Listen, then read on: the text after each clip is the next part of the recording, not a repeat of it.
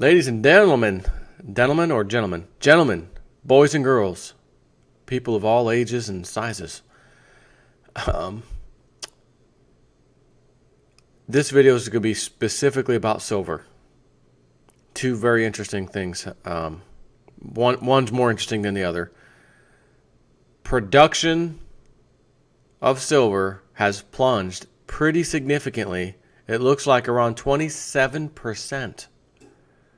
From which mine? The world's largest primary silver mine. Production has plunged. Interesting, isn't it? And I'm going to start with this other article. It's actually from Missouri.edu. And this is kind of a medical article, but it relates to silver. Quick look surprised. There's another item that needs silver that may be coming online full steam ahead. And something like this, I could see where it would branch out as far as its uses goes for stopping certain types of bacterial infections and things after people who have surgery, things like that. So this is not some old article.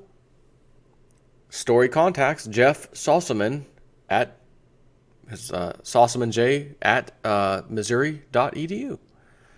Silver ion-coated medical devices could fight MRSA while creating new bone.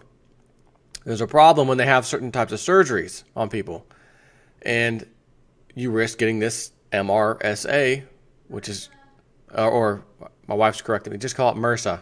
It's known as MRSA, or MRSA, but it's MRSA, which is methicillin-resistant Staphylococcus aureus.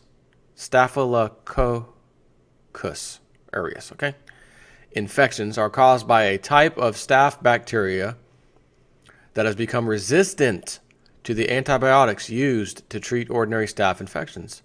The rise of MRSA infections is limiting the treatment and options for physicians and surgeons. Now, an international team of researchers led by Elizabeth Loboa, Dean of the University of Missouri College of Engineering, has used silver ion-coated scaffolds or biomaterials that are created to hold stem cells which slow the spread of or kill MRSA while regenerating new bone. Scientists feel that the biodegradable and biocompatible scaffolds could be the first step in the fight against MRSA in patients. Now, first of all, silver. Long ago, years ago, I had a website that I used to run. It was a short-lived kind of a thing. It lasted about 6 months. And I thought, I can make my own colloidal silver, bottle it up, and sell it online. For, disclaimer for, animal, non-whatever use only. Whatever. And I had a couple people buy some from me at the time, but I started realizing it's kind of not worth the headache and boxing and shipping and all this crap. This was years ago. But nonetheless, I made it myself. And I bought 2 pure silver flat little strips. Again, 0.999 fine silver. Put the 2 electrodes on each end. DC voltage of approximately 32, 33 volts. Again, DC. And you just let it run. And I had a little parts per million tester, and I got down to figuring out roughly how long it needs to run to produce, 10 parts per million, 20 parts per million, 30 parts per million. I've used it here. Matter of fact, today, which is the day before you're watching this, going to the movies with one of my kids, daddy-daughter day. For every now and then we do that. One of my kids out of the 3 of them. And one of the other ones wants to come with us to the movies and see this movie, but she says, no, it's just me and you, Dave. It's just us two. And I understand sometimes you just need that one-on-one. So we'll do something with my other kid. So when she was very young, I used a picture of her eyes because she used to get this thing in her eye. She had that little surgery where they open up like something in here because she'd wake up with absolute goop in her eye, like it was like glued shut. It was huge. Ultimately, she ended up getting this little surgery done, and she was like really little, as in like maybe 2 years old. And I'm like, well, we've got some of my stuff. Let's the colloidal silver. I got the eyedropper things. Let's just put it in her eye. Why when she went to bed? Because she'd been doing it day after day. It was coming up like that every morning. I put that in there, a couple drops, whatever. And right after that, the next day when she woke up, it was clear. Her eye, and I had a before and after picture that I put on the website. Hey, this treated my kid's eye infection. But the point being, you can drink the stuff. Now, you don't go crazy drinking. I know everyone's heard about that guy whose skin turned gray and all that garbage. So the guy had to pause it for a second. Kids over here whispering, guys, go upstairs. Don't stand in front of me and whisper. My mic might pick it up. Just go upstairs and whisper or something. So we all heard the story of the guy who got his, gray skin. And all that. The guy was drinking it like it was freaking, like an alcoholic. And I've drank this stuff before. Other people have. Putting in, again, this little silver ion-coated stuff that can stay, it's biodegradable, just get, kind of, again, it goes inside like those little stitches, with the sutures or whatever, and they just biodegrade inside you, it's fine. Same thing. The amount of silver is probably minute, I'm sure. But I've seen studies years ago, actually, that put antibiotics up against colloidal silver, silver water, and nothing could hold a candle next to colloidal silver. Talking bacterial stuff only, not viruses, bacterial. So this is, again, they'd wrap it or whatever in this material, and it would just slowly biodegrade over time inside your body, and it's fine. It's no issue. The amount of silver, I'm sure it's minute. But you're talking about the healthcare industry. How many surgeries are happening every day? And think about this. Right now, they're only concerned with these types of specific surgeries or whatever. But other doctors are going to realize any type of similar surgery, matter of fact, any surgery going forward, we're just going to use this. This stops bacterial infections. So instead of sending someone home with antibiotics, we're just going to wrap this area with some of this gauze and Band-Aid it or whatever, and have a nice day. So just imagine, even though it's tiny amounts on all these little bandages, and we're just talking the United States right now, other countries, this could be a normal thing. Again, a huge demand for silver in the future, potentially. And then we have the other things I talked about the other day, the windscreens, the windshields on cars. They're going to start putting them on cars now because it has great anti-reflective capabilities. All this other stuff helps with defogging the window easily in the morning or whatever. A lot of stuff. Then we have the sun cell from that company out of New Jersey. I don't know how much silver it uses right now. I haven't been able to find the information on how much it uses other than it uses silver and it liquefies it. It basically makes it molten. Again, I don't know how much. But nothing can just stay that way forever, right? It's going to use some. It's going to have to be replenished at some point. So there's all these things kind of in the works, you can see. And then the bad news is production has plunged. This is an article from silverseek.com. February 9th, 2017. This is new. Production plunged at the world's largest primary silver mine. The largest primary silver mine in the world experienced a huge decline in its production due to, and this is the key, this is a big key, falling ore grades.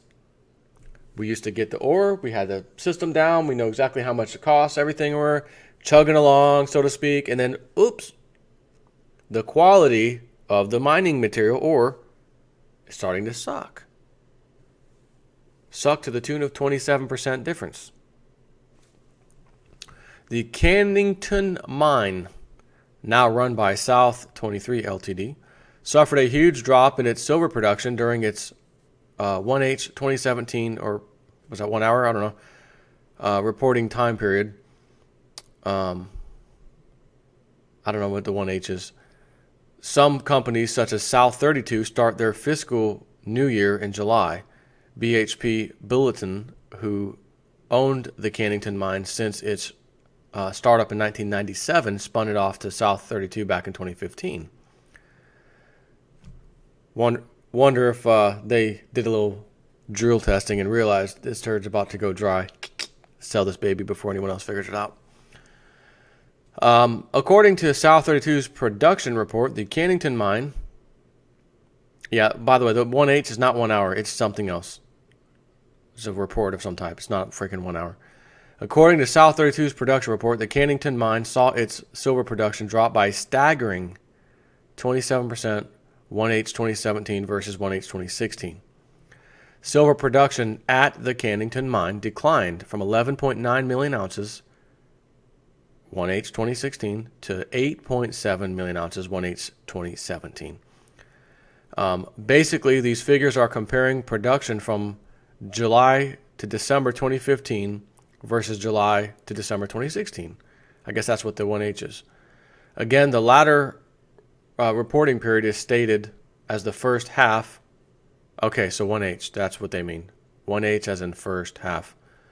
But how could you say first half of 2017? Well, I guess that's because they call it the second part, July to December of 2016 for whatever reason.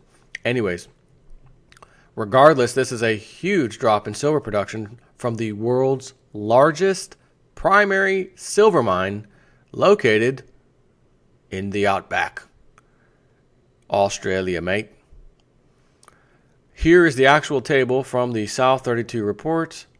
I'll just put that up in case you want to look at it real quick. It's kind of small, but nonetheless, payable silver production, 27%, silver sales, 26%, whatever. Bottom line, it's not looking too smurfy, right? Not looking smurfalicious. The reason for the big drop in silver production at Cannington was due to the huge decline in the silver ore grade at the mine. The average silver ore grade fell from 266 grams per ton to 198 grams per ton. Falling silver ore grades are nothing new for Cannington, as it has been going on for quite some time. The world's largest primary silver mine once produced silver at an average ore grade of 636 grams per ton. That's almost, not quite 3 times is what it was a year before, but still great. More, which now is, of course, more than 3 times its current silver grade. Here we can see that Cannington's average silver ore grade declined from 636 grams per ton in the year 2000, to a low of 255 in 2016. During its peak year in 2005, Cannington produced 44 million ounces at an average ore grade of 515 grams per ton. This one single mine produced more than 500 million ounces of silver since the year 2000. Even though production has continued to decline at Cannington, it was still the largest primary silver mine in 2015. It says this table from Silver Institute shows the Cannington mine ranked in second in 2015 behind Polymetal's Dukat mine in Russia. However, revised data, boy do I love revised data.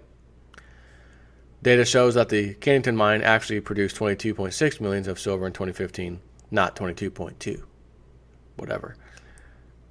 So when the Silver Institute publishes their updated primary silver mine data for 2016, they will put Cannington in the number 1 spot for 2015. That being said, Cannington will fall to the number 2 spot in 2016 when all the data is finally released. Again, you'll have to always do things a year behind as far as data goes. According to the data released by the mining companies, here are the production results for 2016.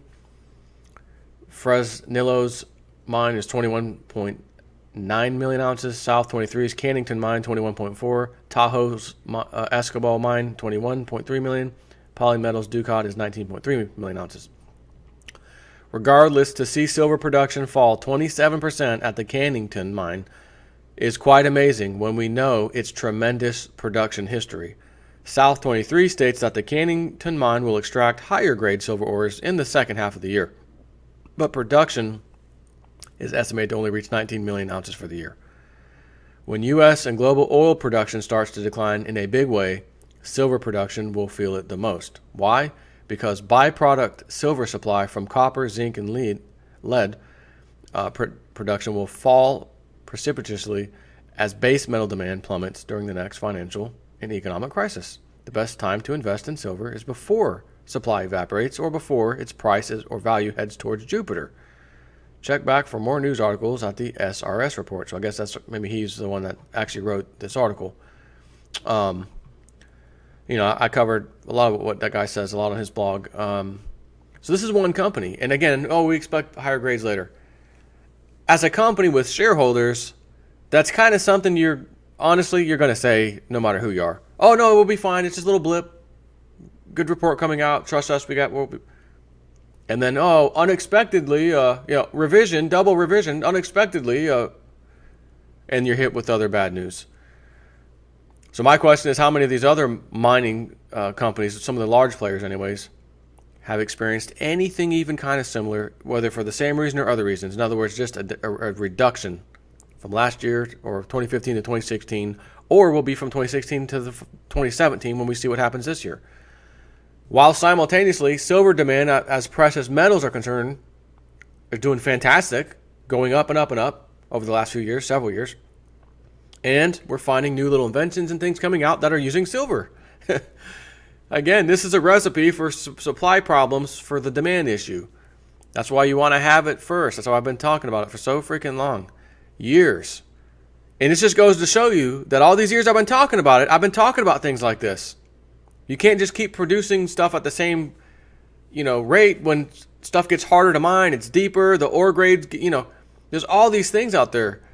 And it can't just sit there and stay at the same value either. So I think this is a recipe for disaster for some people and an epic win for others. And those others are going to be people holding these metals. I've been talking about it for many, many, many, many years. And I'm telling you now, if I found some kind of data and really, I'd have to really look at it, because what I'm about to tell you about this so-called data, if it ever existed, and I stumbled on it, and it made me say, oh my goodness, I think we might actually be wrong now for X, Y, Z, whatever reason. I think we might be wrong now. Oh, crap. I'm not going to keep that a secret and then liquidate my silver and not tell you guys. Not to save my reputation or not. No. I came out when Bitcoin was out early on and said I wouldn't touch that thing with a 10-foot pole. No way. It's a digital fiat currency in my eyes. I'm not touching it.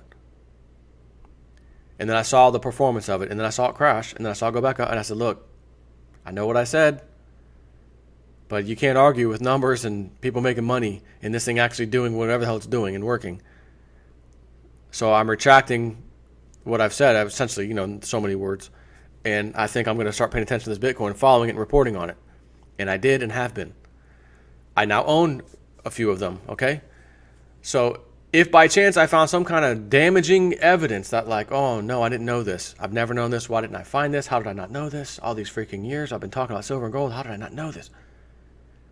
I'd come out and say, guys, breaking news, super breaking news. I have to tell you this. This might be painful. And then go on to tell you about it. And then tell you what I'm going to do about it. A, believe in this data and dump all my silver while the price is, $18 and say the hell with it. Even though I'm cost averaged in at probably $23 or so maybe. Actually, no, I take that back because of the buying I've been doing recently. I'm probably back down to around $18. Anyways, I would come out here and give it to you. That's realist news. Got to keep it real. It might be very painful for me. You might see a look of disgust on my face. You might say, what is wrong with you? Why are you looking like that today? And then as I told you the story, you'd understand why my face was looking like that. But I have not ever found any data like that. I don't even see how it could even appear on this in the universe, much less on planet Earth. So that's why I don't think it's going to be an issue. And I think we're all going to be saying, man, all these years we stuck by this freaking belief. And we have I had data to back the belief. I mean, I present it to you all the time. We're going to sit back and say that was the best decision we ever made. It was painful at times. I thought of giving up at times and just selling off, but we stuck through it, and look at what has just happened. I am very, very confident that day will be coming, and I don't know that we're going to have too awfully long, much longer to wait. So that's it for this video. Wanted to share that with you. This is more news that proves my point of why you might want to have some precious metals on your side before it's too late, when the stampede of people go out and rush to get it. And I understand there's a lot of people that can't afford stuff, and I don't really know if I have advice for you. If you can't afford to buy any precious metals at all, I can't give you advice as to well, here's how you get them. I mean, I can't tell you, well, do you live by a creek? And, number one, you're not going to go mining for silver. You might be able to mine for a little bit of gold. All I can tell you is find some way, sell stuff off in your house. You got something, some stupid thing. We all have, boy, do we have stupid things in our homes. I don't know. That thing's been sitting there for 2 years. You're not even using it. Sell it. Oh, no, I'm going to use it. Get rid of it. Okay, I got rid of it. Oh, there's $150. How much? $18 silver, $150. Oh, I could buy some silver that way. Clean house. If you don't have the funds, clean house, garage sale, Craigslist, whatever. The new one, Let Go. Get the Let Go app or Let It Go app, whatever. I haven't even used that yet. Find a way to get some. And I know a lot of you already have, and that's good news. But again, for the people who don't, and because they don't have the funds, find stuff to sell. Okay, it's tax return time. I'm sure most people are probably gonna get some taxes back right now, especially if you're on that poorer side of society where you struggle year over year, day over day, week over week. You're probably one of the candidates who's going to get some tax money back. Me, on the other hand, I got to pay a little bit this year. And the reason being, I haven't taken any deductions out whatsoever out of the little side income from YouTube, period. So my day job is normal. It's taking out the right amount. But the little extra on YouTube, I haven't taken anything out. And I knew this, of course, but I figured I'd calculate at the end of the year and see what it is. And that was last year too. But again, I wasn't making a huge money kind of a thing, so it was easy to. I still made a couple bucks last year as far as a return went. This year's not going to be the case. So I'll be paying, but I'm going to pay it. Not going to try to get out of it. Not going to try to finagle my way out. Taxes owed. I'll pay them. Got a new president. I believe in the man. I hope he does good things. He looks like he's trying. I'll gladly pitch into that bucket, if you will. Take care.